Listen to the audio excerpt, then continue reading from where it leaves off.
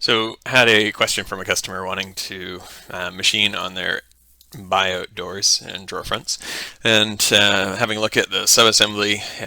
The reason that they're not coming through, so there's a couple of things. We need to adjust some settings in the options, but then once they're coming through, they still weren't getting machining. And so if we have a look at this, if I go buyout drawers, the reason that they're not getting machining is that the way the library is set up here in the subassembly, if we go buyout drawer fronts, then when we make that switch, these items, the one that has the drawing token to it, has a dash in front of it, and we're just getting that item for the sake of the drawing with a dash in front of it, so it doesn't actually come through to machining.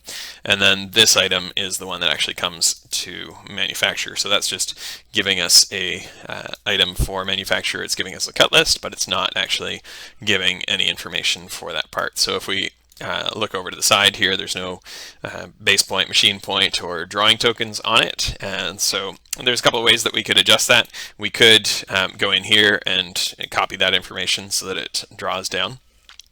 Or we could turn this first item into a buyout item. So if we do this buyout item, we could change this formula here so that instead of referencing putting a dash in front of it, that we just put the buyout material instead.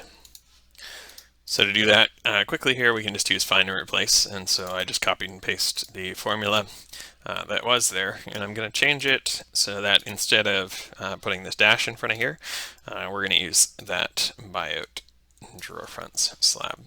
So here, if we go in here and modify this formula, we're actually going to change it up a fair bit here. So we're going to say if it's a buyout drawer fronts override, then change to this material, otherwise use that material. And so we will do that for we'll do that for all three. So I'll do that for that one first, and then we've got these ones here. So we'll just adjust each of those formulas. Actually, I'm going to leave the other ones alone because these are special formulas that use the collection values. There's some specific functionality around that we're just going to leave alone. So if we're going to use buyout drawer fronts, we'll just make sure that we don't have post laminate doors turned on. So with that formula there, we've got the change in material. Now we should probably get rid of the edge band as well, and then get rid of this extra part down here. So we're going to turn that off. Just put a 0 in there, and then for our drawer front formula here, we'll just put something in here that says if the buyout drawer front override equals 1. Then we could put double quotes. I like to use the word none so that it shows up in the formula, and I can see that there is a formula there. So I'll just copy that over those 3 times, and that'll do it.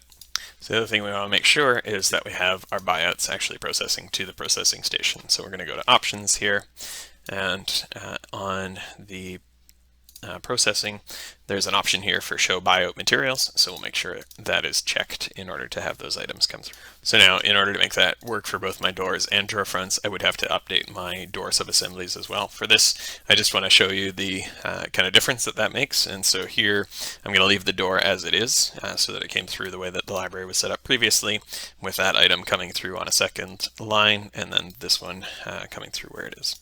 So now I'm just going to go create a work order for that item.